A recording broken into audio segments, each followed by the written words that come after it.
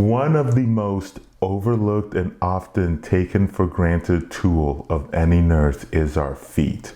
And in this video, I'm gonna walk through and talk about that a little bit and also give you some tips you could use and that I've been using to try to honestly take better care of my feet and ideally prolong my nursing career.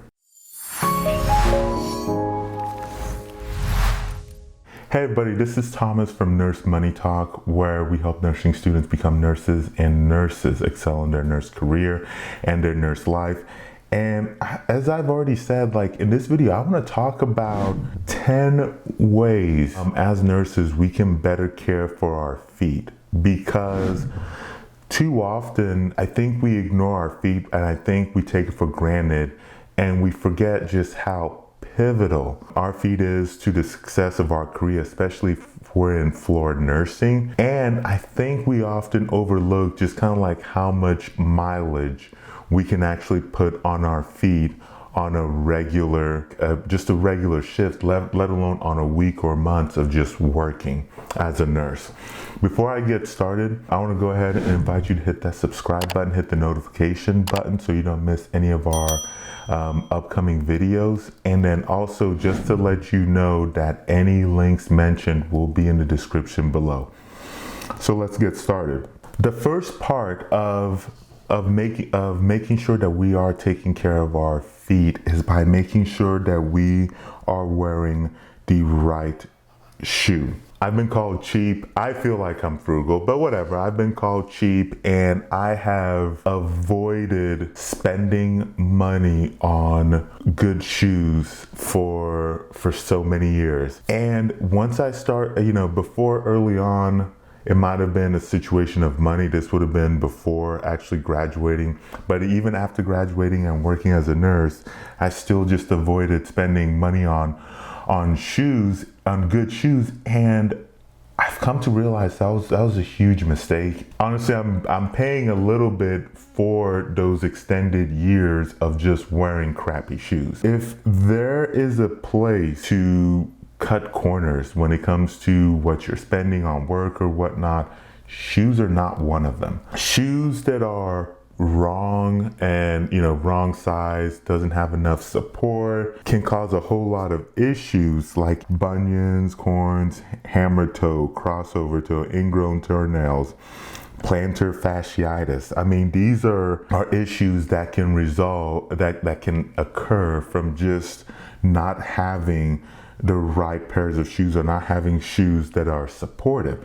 The other thing when it comes to that is that by continuing to keep using shoes well past their expiration date, it comes to a point where like you've used the shoe so much, you need to replace it. You've gotten so much out of the shoe. And similar to like I mentioned, there are times to cut corners and shoes are not one of them. Now you might be wondering like, how often should I replace a shoe? Or, when do I know a shoe is ready to be replaced? We wrote a more of an informative article that I'll put in the description below. But I would say in general, you should probably be looking at replacing it like twice a year, typically. And then also, like if you put on a shoe and you notice it starts hurting, maybe you start feeling sore, like, some swelling starts showing up that haven't been showing up before after working a shift. Those could be indicators and signs that it's time to look at replacing your shoes. The next thing to think about is establishing good habits before, during, and after your shift. Good habits such as, for example, making sure that you're wearing proper footwear, looking at, shoe inserts. Like I found like a lot of great success from putting in shoe inserts. Every shoe pretty much I have has shoe inserts in them. Making sure that, maybe doing like some exercises or stretches like while you're at work. And then maybe looking at soaking your feet. Like a lot of nurses and just people in general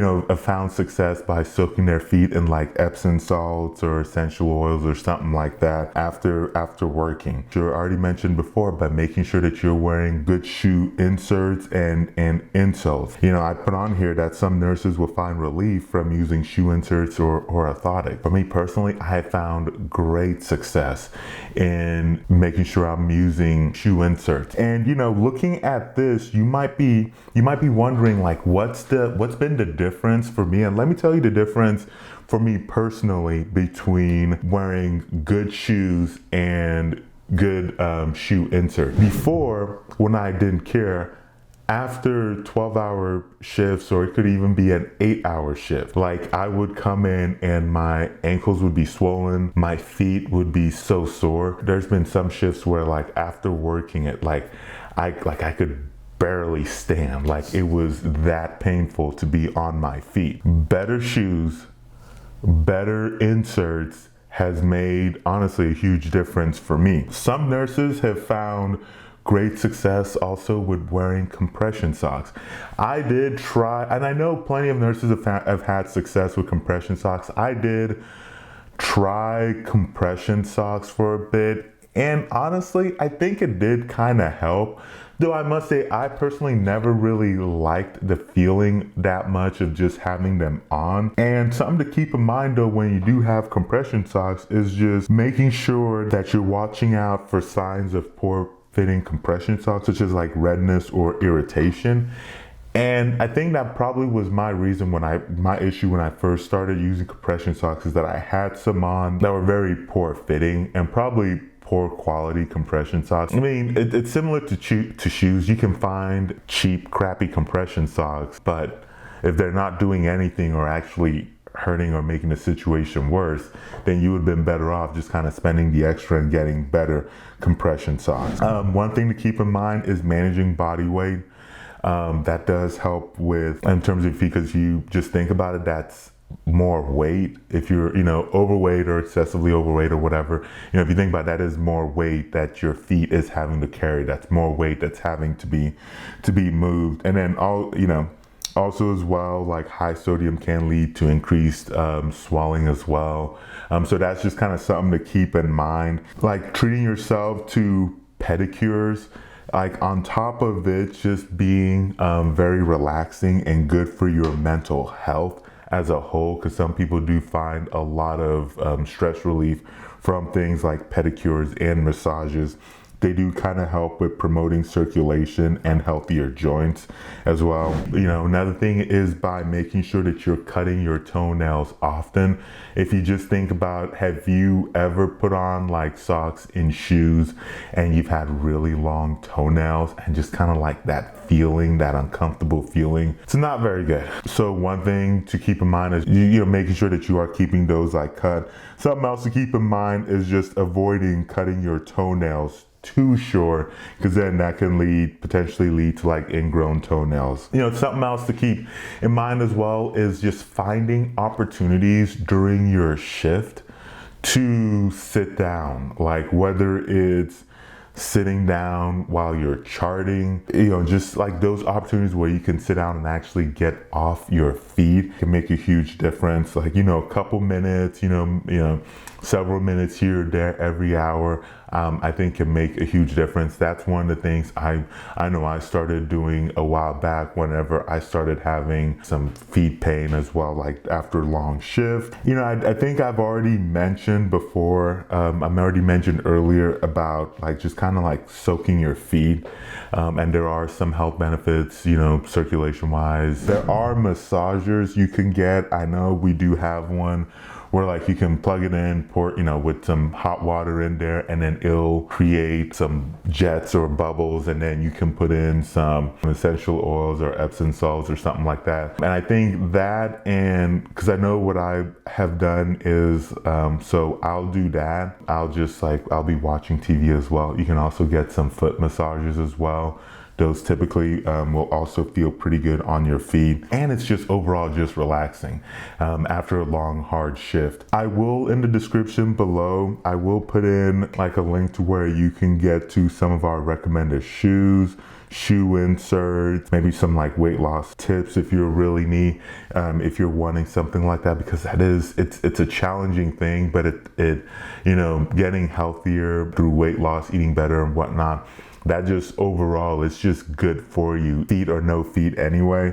And then I'll also put a link as well where I go more in depth on just kind of like when you should think about replacing your shoes. I know as a nurse, we're always looking to take care of other people. I think for most nurses, that's the calling that we do when it comes to our jobs.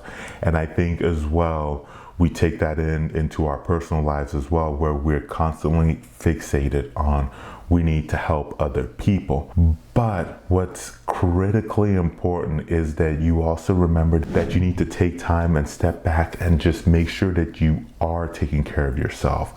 Not just your feet, but you're taking care of your health, you're taking care of your mental health, because overall that'll prolong your life, and that'll also prolong your nursing career. And then, you know, something else to keep in mind is that it's really hard to take care of other people when you're not taking care of yourself. So that's why you take care of yourself first. Make sure you're healthy and you're good, and then you are then better capable and able to then take care of others. Two other things. One, obviously there's no, you know, professional medical advice or whatnot being given. Always make sure that you are seeking out the counsel and wisdom of, you know, medical professional. In these next videos that are going to show up, it's going to be videos on discussing more about ways to take care of yourself as a nurse. So thank you so much for watching this, and I will catch you very soon in the next video.